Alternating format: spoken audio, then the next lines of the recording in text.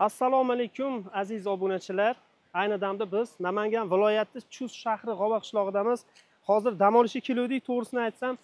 Mana shu yerda bolalar, chustlik bolalar, polvon shashlik xodimlari shashlik qilishayotgan ekan 15 metr. Azizlar, agar video sizlarga yoqadigan bo'lsa, videoga mana shu bolalarning mehnati uchun bir dona like tugmasini bosib, o'zbeklarni barchani qo'llab-quvvatlang, mana shu yigitlarni sizlarga voqea jarayonidan barchasini video lavhalarini taqdim qilamiz. 15 metr shashlikka tayyorgarlik ko'rishgan bu mehnatga like bosmasanglar bo'lmaydi o'rtoqlar. Bunaqa holatda O'zbekiston bo'yicha birinchi marta 15 metrli shashlik o'rtoqlar vobshe bomba bo'ladi. Mana bolalar tayyorgarlik qilishyapti. Sizlarga voqea jarayonlarini batafsil barchasini kuzatinglar, like bosib, kommentariyada o'zingizlarni xohlagan fikrlarni yozib qoldiringlar. Biz boshladik.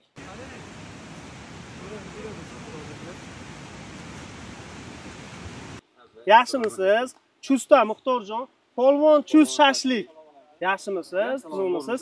Bu 15 metrli shashlik qila olasizmi o'zi? Inshaalloh obunachilar qo'llab-quvvatlab tursa, qilamiz inshaalloh. Albatta, qo'llab-quvvatlab, like-larni ayamay, izohda qoldiringlar.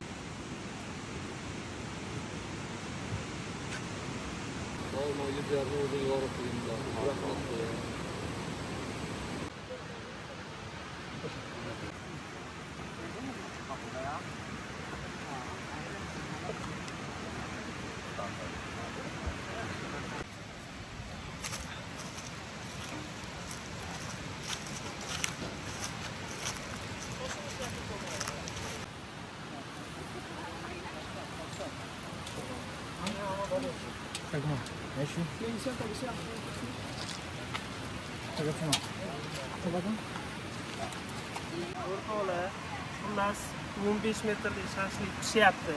Hozir mana pishirish jarayoni ketyapti. Sizlarga ko'rsatamiz.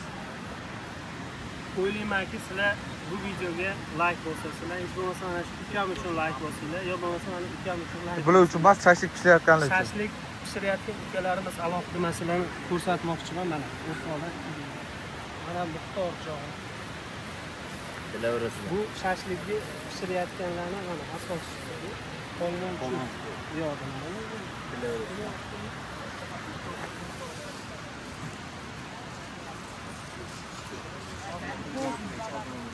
Mana polvon asoschisi 15 metr rekord deb o'ylayman O'zbekistonda uchun.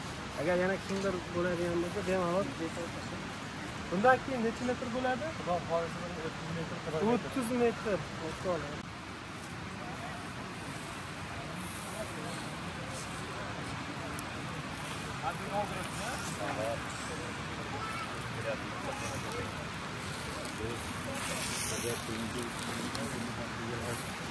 Orman 15 metr shashlik aka bu yo'q.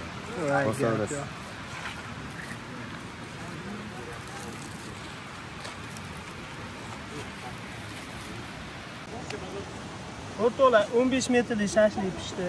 Mana bolachalarga nima qilib beryapmiz. Ana olinglar bolalar. Sekin istiqomat, shoh bo'linglar. Issiq olinglar. Ketadi.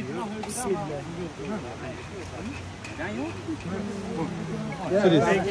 Mazasiga gap yo'q, homiladorlardan uzr so'rayman.